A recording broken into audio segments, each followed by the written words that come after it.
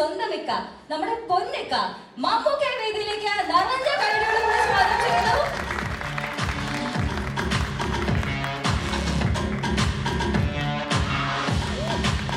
ഭ്രമയുഗം കലിയുഗത്തിന്റെ ഒരു അപഭ്രംശം എന്ന് പറഞ്ഞു വെച്ചിരിക്കുന്ന ഡയലോഗിൽ നിന്ന് ശേഷം നമ്മൾ സ്ക്രീനിൽ കാണാൻ പോകുകയാണ്. So please have a seat and now the desk is open for questions. ഇനി നമ്മൾക്ക് നേരെ നമ്മളെ meet and greet and talk ചടങ്ങുകളിലേക്ക് കടക്കാം. ചോദ്യങ്ങളുണ്ടെങ്കിൽ ചോദിക്കാം. ഭീഷ്മയുടെ ഫസ്റ്റ് പോസ്റ്റർ ഓർമ്മയുണ്ടോ? എങ്ങനെയായിരിക്കുന്നു? അങ്ങനെയാണോ ഇരിക്കുന്നത്?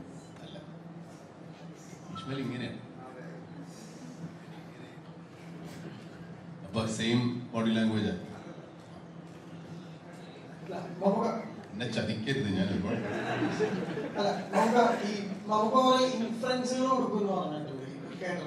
അതില്ലല്ലോ, ഞാൻ കണ്ടിട്ടില്ല. ഒന്നും പറ്റൂല. എന്ത് കാണാൻ? കാലത്ത് നമ്മൾ കാണുന്നത് നമ്മൾ ജീവിച്ചിരിക്കുന്ന കാലത്ത് മാത്രമേ ഉള്ളൂ. നമ്മൾ എത്രയോ കാലം മുമ്പ് നടക്കുന്ന കഥയാണ്. അപ്പൊ അതിനകത്ത് ഒബ്സർവേഷനും ഇൻഫറൻസും ഒന്നുമില്ല. സങ്കല്പം മാത്രമേ ഉള്ളൂ. ശൂന്യാകാശത്ത് നിന്ന് പിടിച്ചെടുക്കുന്ന എന്തെങ്കിലും ഉണ്ടെങ്കിലും ഉള്ളൂ.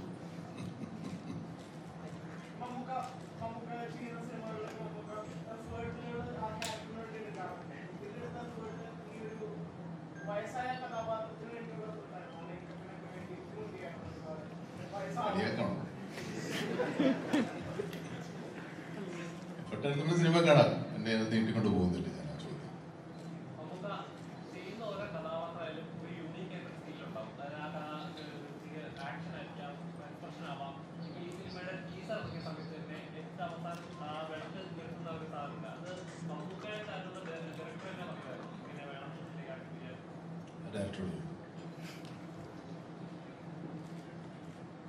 അത് ഞങ്ങൾ കുറച്ച് ഷോർട്സ് അതിനു വേണ്ടി ടീസറിനും ട്രെയിലറിനും വേണ്ടിയിട്ട് ഷൂട്ട് ചെയ്തതാണ്. അത് നിങ്ങൾ സിനിമ എന്തായാലും 2 ദിവസത്തിൽ കാണുമ്പോൾ അറിയാം എന്തൊക്കെ.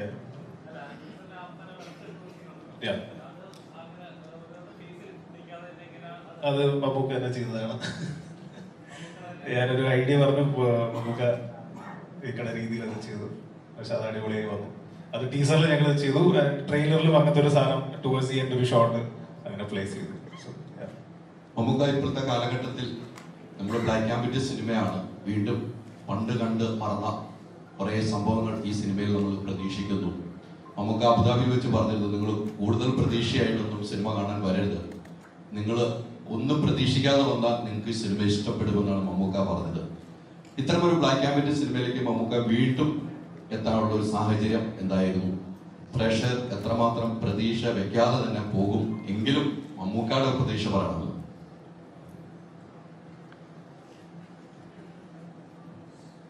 ഒന്നും പ്രതീക്ഷിക്കാതെ എന്ന് ഞാൻ പറഞ്ഞിട്ടില്ല. അതായത് നിങ്ങൾ ഒരു കാര്യങ്ങൾ തീരുമാനിച്ചു വരുന്നത് കഥ എങ്ങനെയായിരിക്കും, നിങ്ങളൊരു കഥ ഉണ്ടാക്കി വരുന്നേ ഞാൻ പറഞ്ഞു. സിനിമയ്ക്കൊരു കഥയുണ്ട്, അത് നിങ്ങൾ സിനിമ കണ്ടറിയുന്നതാണ് അതിൻ്റെ ഭംഗി എന്നേ ഞാൻ പറഞ്ഞു. ഞാൻ നിങ്ങൾ അങ്ങനെയല്ല വിചാരിച്ച് എങ്ങനെയല്ല വിചാരിച്ച് എന്ന് പറയരുതെന്ന് മാത്രമേ പറഞ്ഞുള്ളൂ. എന്നെ ആവശ്യമില്ലാതെ കുറ്റപ്പെടുത്തരുത് ഒരിക്കലും. അതൊരു ഒരു എന്താ പറയുക, ശൂന്യമായ മനസ്സോട് വരണം സിനിമയ്ക്ക്. നമ്മൾ ഈ ട്രെയിലർ കാണുമ്പോഴും പോസ്റ്റർ കാണുമ്പോഴും ഒക്കെ നമ്മുടെ മനസ്സിലേക്ക് പോയി പറയുന്ന പോലെ ചില ആൾക്കാർ ഡീകോഡ് ചെയ്തിട്ട് അങ്ങനെ ആയിരിക്കും ഇങ്ങനെ ആയിരിക്കും എന്നൊക്കെ പറയും. അതൊന്നും ആയിരിക്കണം എന്നില്ല. ചിലപ്പോൾ ആവാം, ഇല്ലെന്ന് ഞാൻ പറയുന്നില്ല. പക്ഷെ അതുകൊണ്ടൊരു സിനിമ കാണുമ്പോൾ നമുക്ക് അതിനോട് ത്രില്ല് നഷ്ടപ്പെട്ടു പോകരുത്. അതുകൊണ്ടാണ് ഞാൻ പറഞ്ഞത്. നിങ്ങൾക്ക് വേണ്ടി ഞാൻ പറഞ്ഞതേ ഉള്ളൂ. സിനിമ കാണുമ്പോൾ സിനിമ ഇനിയൊന്നും മാറ്റാൻ നോക്കുകയല്ല, സിനിമ ഓൾറെഡി ആയിപ്പോയി. അപ്പോൾ അങ്ങനെ ആയിരിക്കാം ഇങ്ങനെ ആയിരുന്നെങ്കിൽ എന്നൊന്നും പറഞ്ഞിട്ട് കാര്യമില്ല. അതൊക്കെ നമുക്ക് അങ്ങനെ ഒരു ആഗ്രഹം തോന്നുന്നു മാത്രമേ. അതുകൊണ്ട് സിനിമ കാണാൻ വരുമ്പോൾ ഒരു തീരുമാനങ്ങളൊന്നും എടുക്കാതെ, അതിനിപ്പോൾ ഒരു മലയാളത്തിലെ വാക്ക് എങ്ങനെ ടിടിക്ക് വല്ല പിടിയിട്ടു ഇല്ല. നമ്മൾ സിനിമ കാണാൻ വരുമ്പോഴേ ഒരു മുൻവിധിയോടുകൂടി വരും. മുൻവിധി എന്ന് പറയുമ്പോഴും അത് കുറച്ചുകൂടെ പരുഷമായി പോകുന്നത്.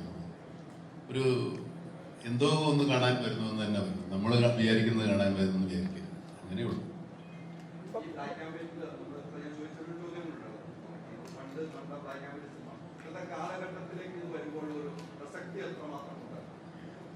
പ്രസക്തിയൊന്നും പ്രത്യേകിച്ചില്ല.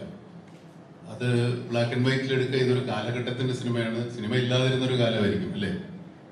സിനിമ ഇല്ലാതിരുന്നൊരു കാലത്താണ് ഈ സിനിമ നടക്കുന്നത്. അതുകൊണ്ട് ഞങ്ങൾ ബ്ലാക്ക് ആൻഡ് വൈറ്റ് ആക്കി എന്ന് വേണമെങ്കിൽ പറയാം. അതുമല്ല, ബ്ലാക്ക് ആൻഡ് വൈറ്റ് പുതിയ തലമുറയ്ക്ക് ഒട്ടും അനുഭവിച്ചിട്ടില്ലാത്തൊരു സംഭവമാണ്. അതുകൊണ്ട് അതൊന്ന് കണ്ടറിയാം. പിന്നെ ഈ സിനിമ അതിന് പറ്റിയൊരു സിനിമയാണ്. ഒരു കാലം കൊടുത്തുകൂടെ ആളുകൾക്കിലേക്ക് സത്യസന്ധമായി മനസ്സിലാക്കാനോ അല്ലെങ്കിൽ അവർക്കത് ഫീൽ ചെയ്യിക്കാൻ തോന്നുന്നത് കൊണ്ടാണ് കുറച്ചുകൂടെ പഴയ കാലത്തെ ബ്ലാക്ക് ആൻഡ് വൈറ്റ് എടുത്തത്. നമ്മൾ ഈ പണ്ടൊക്കെ ഫ്ലാഷ് ബാക്ക് കാണിക്കും, ബ്ലാക്ക് ആൻഡ് വൈറ്റ് കാണിക്കുമായിരുന്നു ആദ്യകാലം. അങ്ങനെയാണ് ഞങ്ങൾക്ക് അതിൽ നിന്നൊരു പ്രചോദനം ഉണ്ടായത്. പിന്നെ ഒരുപാട് സിനിമകൾ വന്നിട്ടുണ്ട്. ഇപ്പോഴും സിനിമകൾ എടുക്കാതിരിക്കുന്നില്ല ആളുകൾ. ബ്ലാക്ക് ആൻഡ് വൈറ്റ് സിനിമ നമ്മുടെ ഒരു നൊസ്റ്റാൾജിയല്ലേ, ഒരു അത് പല ഹോളിവുഡ് സിനിമ ഫിലിം മേക്കേഴ്സിനും ഒക്കെ ഉണ്ട്. വലിയ സിനിമകളുണ്ട്, ഓസ്കാർ അവാർഡ് കിട്ടിയ സിനിമകളൊക്കെ ഉണ്ട്. ഈ അടുത്ത കാലത്ത് ഒരു 5-8 വർഷം മുമ്പ് ആർട്ടിസ്റ്റ് എന്ന് പറയുന്ന സിനിമ ബ്ലാക്ക് ആൻഡ് വൈറ്റ് 35 എടുത്തത്. അപ്പൊ അത് നമ്മൾ അത്രത്തോളം ആലോചിച്ചിട്ടല്ല, നമ്മുടെ ഒരു ആഗ്രഹത്തിന് വേണ്ടി ബ്ലാക്ക് ആൻഡ് വൈറ്റ് സിനിമ നമുക്കും വേണ്ടി വരണം. വേണ്ടേ? നമുക്ക് ഫസ്റ്റ് ഓഫ് ഓൾ ഇന്നത്തെ ഔട്ട്ഫിറ്റ് അടിപൊളിയായിട്ടുണ്ട്. ബ്ലാക്ക് ആൻഡ് വൈറ്റ് അല്ലേ? എല്ലാരും ബ്ലാക്ക് ആൻഡ് വൈറ്റ് അല്ലേ? ഇവരെല്ലാരും വൈറ്റ് ആൻഡ് ബ്ലാക്കും, ഞാൻ ബ്ലാക്ക് ആൻഡ് വൈറ്റും ആണ്. പിന്നെ ഈ ചിത്രം ഒരു ടൈം ലൂപ്പാണ്. ടൈം ലൂപ്പാണ്. ട്രെയിലർ കാണുമ്പോൾ അങ്ങനെ തോന്നിയിട്ടുണ്ടാവും, പക്ഷെ അത് ടൈം ലൂപ്പ് ഒന്നുമല്ല. പക്ഷെ അത് കുറച്ച് എക്സ്പെരിമെന്റൽ പരിപാടിയുണ്ട്. നിങ്ങളത് കണ്ട് എക്സ്പീരിയൻസ് ചെയ്യാന്നുള്ളതാണ്. ഇപ്പം ഈ ചിത്രത്തിന്റെ അനൗൺസ്മെന്റിലും കാര്യങ്ങളും കണ്ടു. പിന്നീട് ബ്ലാക്ക് ആൻഡ് വൈറ്റ് ആണെന്ന് പറഞ്ഞപ്പോൾ മമ്മൂട്ടിയെ ബ്ലാക്ക് ആൻഡ് വൈറ്റിൽ കാണുന്ന എക്സൈറ്റ്മെന്റും പ്രേക്ഷകർക്കുണ്ട്. അതിലുപരി മമ്മൂക്കയുടെ മേക്ക് ഓവർ ആണ് യഥാർത്ഥത്തിൽ നമ്മളെയൊക്കെ എക്സൈറ്റ്മെന്റ് ചെയ്തത്. അതിലേക്ക് എത്തിയത് എങ്ങനെയാണ്? ഈ കഥ പറയുമ്പോൾ തന്നെ ഞാൻ എൻ്റെ അടുത്തൊരു ഇനീഷ്യൽ സ്കെച്ച് ഉണ്ടായിരുന്നു, ക്യാരക്ടർ സ്കെച്ച് ഉണ്ടായിരുന്നു. അത് ഞാൻ മമ്മൂക്കിക്ക് കാണിച്ചു കൊടുത്തു. അപ്പോൾ അവിടുന്ന് കുറച്ച് സ്ക്രിപ്റ്റ് റീഡിങ്ങിന്റെ ഡിസ്കഷനും അതിന്റെ ക്യാരക്ടർ ഡിസൈനൊക്കെ ആയി വരുമ്പോൾ തന്നെ ഒരുപാട് ഡിസ്കസ് ചെയ്ത് നമുക്ക് ഇങ്ങനെ ചെയ്യാം, ഇങ്ങനെ ഒരു മേക്ക് ഓവർ കൊണ്ടുവരാം എന്ന് പറഞ്ഞിട്ടാണ്. ഇതൊരു പീരിയഡ് ഫിലിം ആയതുകൊണ്ട് കുറച്ചു കാലം മുമ്പ് നടക്കുന്ന കഥയായത് ഇങ്ങനത്തെ ഒരു ക്യാരക്ടർ വന്ന രസമായിരിക്കും എന്ന് തോന്നി. അപ്പൊ നിങ്ങൾക്ക് എല്ലാവർക്കും ഇഷ്ടമായില്ലേ ഈ ക്യാരക്ടർ? നമുക്കൊരു കട്ട വില്ലനാണ് ഇഷ്ടം. പറഞ്ഞ ഒന്നും മനസ്സിലായി. 2-3 ദിവസം കൂടെ വില്ലൻ എന്നൊക്കെ പറയുന്ന വാക്കുകൾ പോലും ഇല്ലായിരുന്ന കാലത്താണ് സിനിമ അല്ലേ? അങ്ങനെ എക്സ്പീരിയൻസ് നാടകങ്ങളൊക്കെ ഉണ്ടാവും, പക്ഷെ അങ്ങനെയല്ല. എന്നാൽ നമ്മൾ സാധാരണ കാണുന്ന ദുഷ്ടകഥാപാത്രങ്ങളെ വില്ലൻ എന്ന് വിളിക്കുന്ന കാര്യം ഉണ്ടായിരുന്നു എനിക്കറിയില്ല. അടുത്ത കാലത്ത് ജനിച്ചവരാണ്. സിനിമയിൽ ആ കഥാപാത്രത്തിന് ഒരു മിസ്റ്ററി ഉണ്ട്, ഭയങ്കരമായ മിസ്റ്ററി ഉണ്ട്. അത് പക്ഷേ നമ്മളിവിടെ നിന്ന് ഇപ്പൊ പറഞ്ഞാലും, നിങ്ങൾ സിനിമ കണ്ട് ആരോടെങ്കിലും പറഞ്ഞാലും അത് പിന്നീട് കാണാൻ പോകുന്ന ആൾക്കാരുടെ ഒരു നഷ്ടപ്പെട്ടു. അതുകൊണ്ട് വില്ലനോ നായകനോ അങ്ങനെ ഈ സിനിമയിലുണ്ടോ? വില്ലനും നായകനോ കഥാപാത്രങ്ങളെ അവർക്ക് എല്ലാത്തരം വികാരങ്ങളും ഉള്ളവർ. പിന്നെ ഇത് ധർമ്മം അധർമ്മം അതൊന്നും ഉള്ള സിനിമയാണെന്ന് പറയാൻ പറ്റില്ല. അതൊക്കെ നിങ്ങൾ കണ്ടെത്താം. ഒരു കലാസൃഷ്ടിക്ക് എപ്പോഴും പ്രേക്ഷകനിലാണ് കൂടുതൽ അതിൻ്റെ ആസ്വാദനം കൂടുക. സംവിധായകനോ കഥാകൃത്തോ അല്ലെങ്കിൽ നടന്മാർക്കോ ഉള്ളതിനേക്കാൾ കൂടുതൽ രസം അനുഭവിക്കുന്നത് പ്രേക്ഷകർ. അതൊട്ടും കളയാതെ ചോരാതെ പോവുക എന്നുള്ളതാണ്, നോക്കുക എന്നുള്ളതാണ് സംവിധായകൻ്റെ. അത് നമ്മൾ പരമാവധി ശ്രമിച്ചിട്ടുണ്ട്. പിന്നെ സിനിമ രസിക്കുക എന്നുള്ളത് പ്രേക്ഷകരുടെ കടമയാണ്, അവരുടെ തീരുമാനമാണ്. എല്ലാ സിനിമയെ എല്ലാവരും ഒരു മമ്മൂക്ക ആരാധകരുണ്ട്.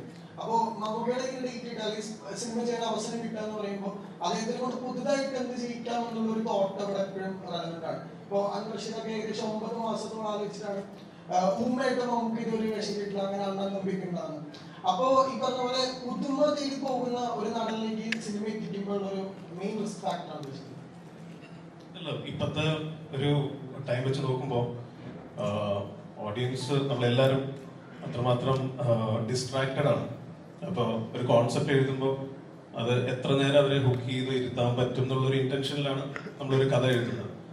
അപ്പോൾ എൻ്റെ എല്ലാ ഫിലിം മേക്കേഴ്സിനെ പോലെ ഒരുപാട് പേര് സ്വപ്നം കാണുന്നത് പോലെ എൻ്റെ വലിയൊരു ആഗ്രഹമായിരുന്നു മമ്മൂക്കി വെച്ചൊരു പടം ചെയ്യാന്നുള്ളത്. അപ്പോൾ അത് എൻ്റെ ആദ്യത്തെ പടം 2012 റിലീസായത്. ഒരു 10 കൊല്ലത്തിന് ശേഷം ഭൂതകാലം വന്ന് അപ്പോഴൊക്കെ മമ്മൂക്കി വെച്ച് ഒരു പടം ചെയ്യണം എന്ന് ആഗ്രഹം ഉണ്ടായിരുന്നു. ബട്ട് ബിഫോർ ദാറ്റ് ഒരു concept it has to be worthy of his time to portray that character എന്നെല്ലാം. സോ അത് റെഡിയായാൽ മാത്രമേ നമ്മൾ മമ്മൂക്കടുത്ത് പോയിട്ടൊന്ന് ഓക്കെ ഇങ്ങനെ ഒരു കോൺസെപ്റ്റ് ഉണ്ട് അത് ഞാൻ പറയും അത് അപ്പൊ തന്നെ എക്സൈറ്റ്മെന്റ് കാണിക്കും, അങ്ങനെയാണ് അത് ഫോമായി വന്നത്.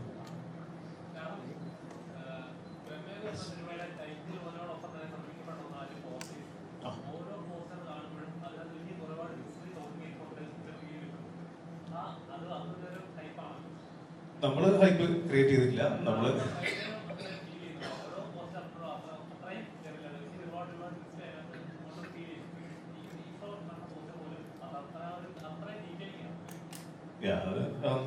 സിനിമയിൽ ഉള്ള സ്റ്റിൽസ് തന്നെയാണ് നമ്മൾ പുറത്ത് പോസ്റ്റേഴ്സ് ആയി വിട്ടത്. അത് ഡിസൈൻ ചെയ്തിരിക്കുന്നത് എസ്തെറ്റിക് കുഞ്ഞമ്മ എന്ന് പറഞ്ഞ ടീമാണ്.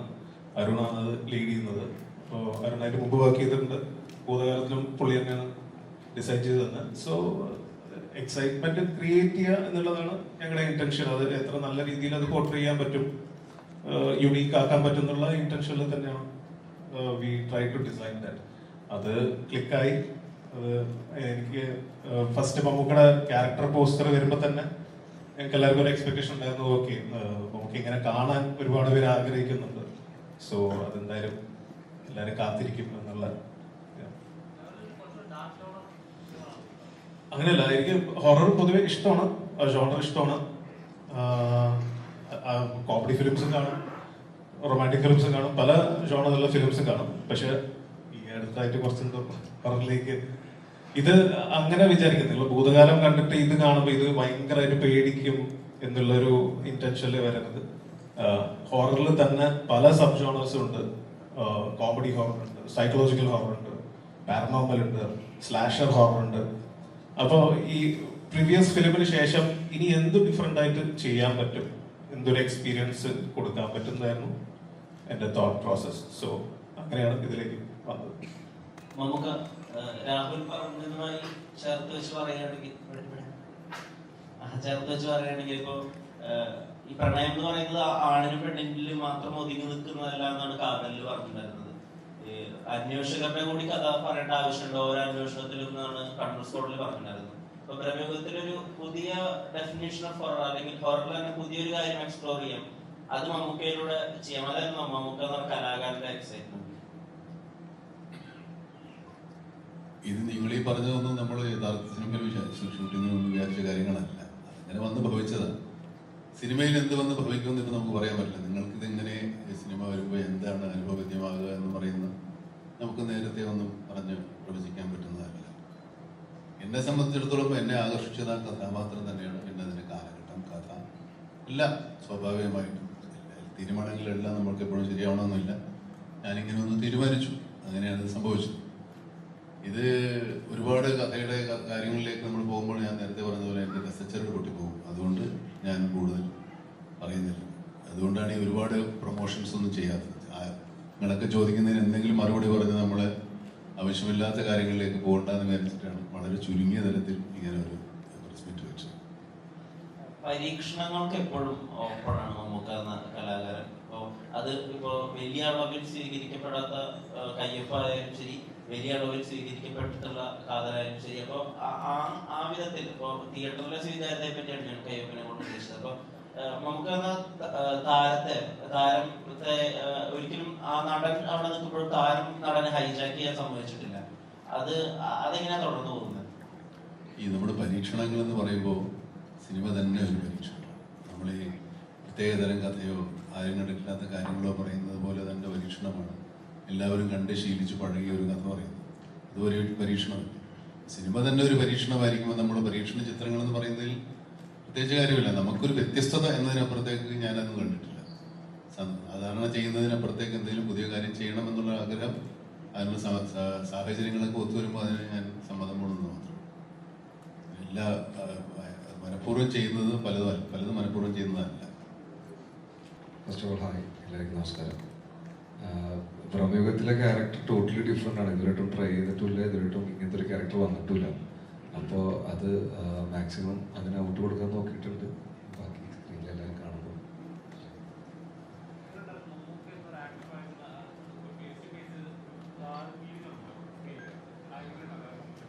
അടിപൊളിയായിരുന്നു. ഉണ്ടയിൽ ഇതിനു മുമ്പ് ചെയ്തിട്ടുണ്ടായില്ല. ഇങ്ങനത്തെ ക്യാരക്ടർ ചെയ്യുമ്പോൾ അത് ഞാൻ ക്യാരക്ടർ പറയേണ്ടി വരും, അത് പറയാനുള്ളൂ ഇപ്പോൾ. പക്ഷെ അടിപൊളിയായിരുന്നു. പ്രത്യേകിച്ച് പൊളിയായിരുന്നു. ഫസ്റ്റ് ഞാനൊരു 10-20 മിനിറ്റ്സിലാണ് തോന്നുന്നത് ഇക്കടുത്ത കഥ പറഞ്ഞത്. സോ ഈ ഫിലിം ഞാൻ ഒരിക്കലും ഒരു കളർ ഫോർമാറ്റിൽ എനിക്ക് കാണാൻ പറ്റിയില്ല. സോ കാരണം പീരിയഡ് സെറ്റിംഗ് ആയതുകൊണ്ടാണ്. പിന്നെ ഒരുപാട് അത് ബ്ലാക്ക് ആൻഡ് വൈറ്റിൽ ഷൂട്ട് ചെയ്തതുകൊണ്ട് ഒരുപാട് അതിനെ ഹെൽപ്പ് ചെയ്തിട്ടുണ്ട്. ഫൗണ്ടേഷൻ ആക്ച്വലി ബ്ലാക്ക് ആൻഡ് വൈറ്റിൽ ഷൂട്ട് ചെയ്തുകൊണ്ട് ഇപ്പോൾ ഫോർ എക്സാമ്പിൾ പ്രൊഡക്ഷൻ ഡിസൈൻ ആണെങ്കിലും എല്ലാത്തിനും അത് ഹെൽപ്പ് ചെയ്തു. ഫോർ എക്സാമ്പിൾ ഒരു ക്ലിയർ സ്കൈ തന്നെ it's A shade of grey.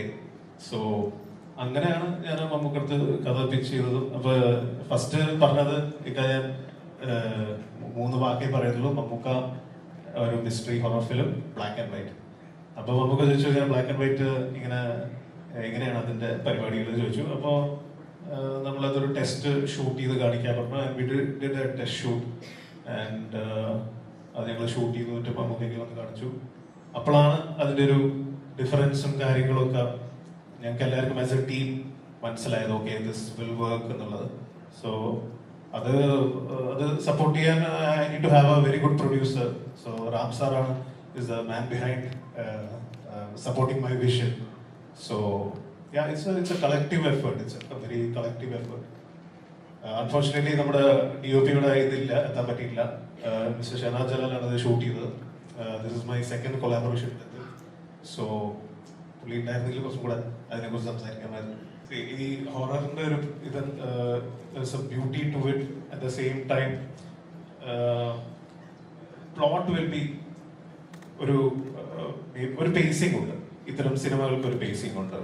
ഇത്തരം സിനിമകൾക്ക് അതിന്റെ പ്ലോട്ട്സും ക്യാരക്ടറിലുമാണ് നമുക്ക് എക്സ്പ്ലോർ ചെയ്യാനുള്ള പോസിബിലിറ്റി. അപ്പൊ ഫോർമുല നോക്കിക്കഴിഞ്ഞാൽ എല്ലാവരും ഇതുമാതിരി ഒരു ഫോർമുല നിങ്ങൾക്ക് കാണാം. അതൊന്ന് യുണീക്ക് ആയിട്ട് ഒരു നറേറ്റീവ് സെറ്റ് ചെയ്ത് എങ്ങനെ വ്യത്യസ്തമായി പറയാമെന്നായിരുന്നു നമ്മൾ ട്രൈ ചെയ്യുന്നത്. സോ ഇപ്പൊ ഗെറ്റ് ഔട്ടിന്റെ എക്സാമ്പിൾ പറഞ്ഞതുകൊണ്ട് മേ ബി ട്രെയിലറിലൊക്കെ നിങ്ങൾക്ക് കണ്ടു, പക്ഷെ കഥ അങ്ങനത്തെ അല്ല, വേറെ ടോട്ടലി ഡിഫറെന്റ് കഥയാണ്. ഈ ഭീഷ്മയ്ക്കുള്ള ഒരു മാസം ഇതിനകത്ത് വരുന്ന ഒരു മിസ്റ്ററി ആയിട്ടുള്ള ഒരു ചിരിയുണ്ട്. ഇതൊക്കെ ഫീൽഡിൽ തന്നെ നമുക്ക് പറഞ്ഞിട്ട് അത് വരുന്നതാണ്. നമ്മളത് ഫസ്റ്റ് ഡേ ഷൂട്ടിന്റെ ആ ദിവസം എടുത്തതാണ് ഫസ്റ്റ് ലുക്ക് പോസ്റ്ററിന്റെ സ്റ്റില്. സോ അത് അരുണാണ് അത് കോർഡിനേറ്റ് ചെയ്തത്. But we all had this idea ഇങ്ങനെ ഉണ്ടായിരുന്നു. അപ്പൊ നമുക്ക് വന്നു, കുറെ സ്റ്റിൽസ് കുറെ പോസ്റ്റേഴ്സ് തന്നു, അതെടുത്തു. അതിൽ the best one we chose. അതാണ് പോസ്റ്ററായിട്ട് കാണുന്നത്. അങ്ങനെയല്ലേ ട്രെയിലർ ശ്രദ്ധിച്ചാൽ അറിയാം, അതിന്റെ ചിരി it's portraying some kind of madness എന്ന് പറയാം. അപ്പോ മെയിൻ സെൻട്രൽ ക്യാരക്ടേഴ്സ് ആണ്. അപ്പൊ അവര് ചിരിക്കുന്നതും അവർ കരയുന്നതും അങ്ങനെ ഒരു ഐഡിയ നേരത്തെ ഉണ്ടായിരുന്നു. ഇങ്ങനെ ഒരു ട്രെയിലർ നമുക്ക് കട്ട് ചെയ്യാം ഈ ചിരി വെച്ചുകൊണ്ട്, tag it as age of madness എന്ന് പറഞ്ഞിട്ട്. സോ അങ്ങനെയാണത്. That was the idea actually. അതിന്റെ അപ്പുറത്തേക്കൊന്നും ഇല്ല.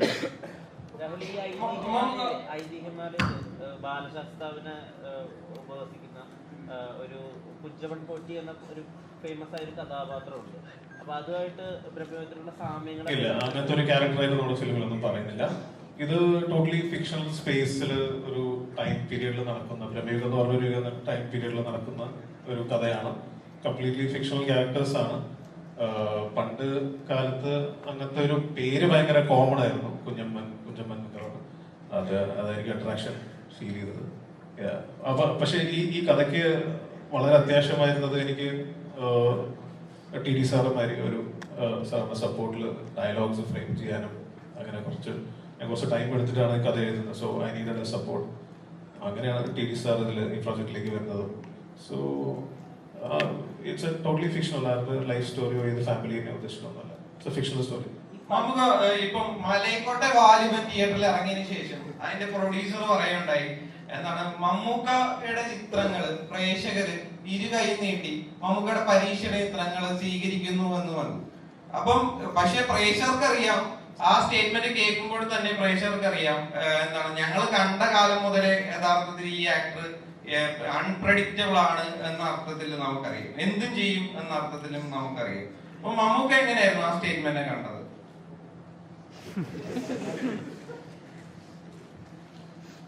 നിങ്ങളെപ്പോലെ തന്നെ പറഞ്ഞതേ ഉള്ളൂ. പ്രത്യേകിച്ച് ഒരു കാര്യങ്ങളൊന്നും പറയാനില്ല. നിങ്ങൾ എന്തും ചെയ്യും എന്നുള്ള തീരുമാനത്തിൽ ശ്രമിച്ചു അല്ലെ. എന്നെ സംബന്ധിച്ചിടത്തോളം എന്തും ചെയ്യണം എന്ന എൻ്റെ ആഗ്രഹം. അതിന് എന്ത് സിനിമയിൽ ഇത് നമ്മൾ വന്നപ്പോൾ ഇപ്പോൾ കാണുന്ന ഈ ഒന്നും പ്രതീക്ഷിച്ചിട്ടല്ല സിനിമയിൽ ഞാൻ പ്രതീക്ഷിച്ച സിനിമ മാത്രമാണ്. എനിക്ക് സിനിമ മാത്രമേ ഇഷ്ടമുള്ളൂ, ബാക്കി കിട്ടുന്നതൊക്കെ ബോണസാണ്. അപ്പോൾ ബോണസിനെ കുറിച്ച് ആലോചിക്കാതെ തന്നെയാണ് സിനിമയിൽ ഞാൻ ഇനി അങ്ങോട്ടും അങ്ങനെ ആവാനാണ് എൻ്റെ ശ്രമം. പക്ഷെ ഒരു കാര്യം എനിക്ക് നിങ്ങളോട് ചോദിക്കാനുള്ള കൂടെ ഉണ്ടാവും, വഴിയിട്ടിട്ട് പോയി കളയും. പ്രമേഹം നമ്മുടെ film Feb 15th world wide release ആവുകയാണ്. And we are all waiting അതിൻ്റെ റെസ്പോൺസ് അറിയാൻ വേണ്ടി. And night shift studio and Wayanad സ്റ്റുഡിയോൻ്റെ ബാനറിൽ ചക്രവർത്തി രാമചന്ദ്ര സാർ പ്രൊഡ്യൂസ് ചെയ്ത് along with Sasi sir produce ചെയ്ത ഈ film completely shot in black and white format and starring one and only Mammukka along with Arjun, Siddharth, Amanda and Manikandan.